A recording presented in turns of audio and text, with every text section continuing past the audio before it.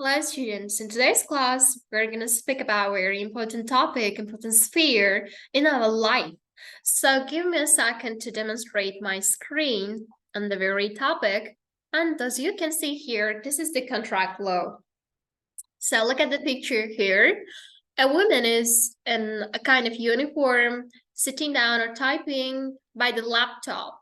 It means that she has been working in some office sphere, and today's topic is very related to office affairs. The structure of a written contract is our topic for today. So contract, it's an agreement between two people or two companies, two offices. So let's move. What is it mainly about? So we have 6 elements of a contract. The first one is contractual offer, acceptance, consideration, legality, capacity, mutuality. Let's dive into them for more further. So we have the word offer, and this is the main section of the contract law. All contracts start with an offer. When party requires something from the other party has resources to fulfill it for an exchange in value. This results in the offer, which defines the responsibilities of each party.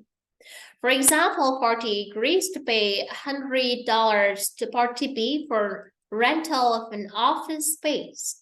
A contract offer doesn't exist until it has been received by the requesting party. We have the next one, and it's called acceptance.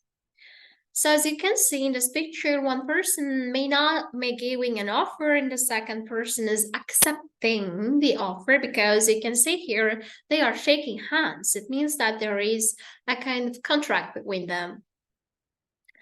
So the second element of a contract is acceptance. The definition of contract acceptance has long been disputed, but formally a contract is considered to have been accepted when it has been signed.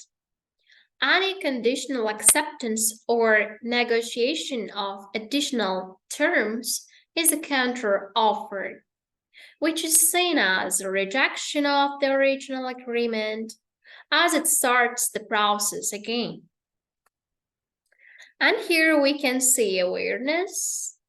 For a contract to be legally binding, both parties must be aware that they are entering into a new agreement, called a meeting of the minds. The parties must recognize that the contract exists and that they are agreeing to be bound by the contractual obligations. And we have here consideration. It means that the purpose of a contract is based on what it provides. For contractual purposes, contracts are not considered binding unless something of value is exchanged between the parties. Things such as property, services, and insurance are considered contractual considerations. And we have a very main concept here called capacity. Contracts can be daunting, especially when you are signing on behalf of the company. That's why only parties that can demonstrate legal capacity before they sign and enter a new contract.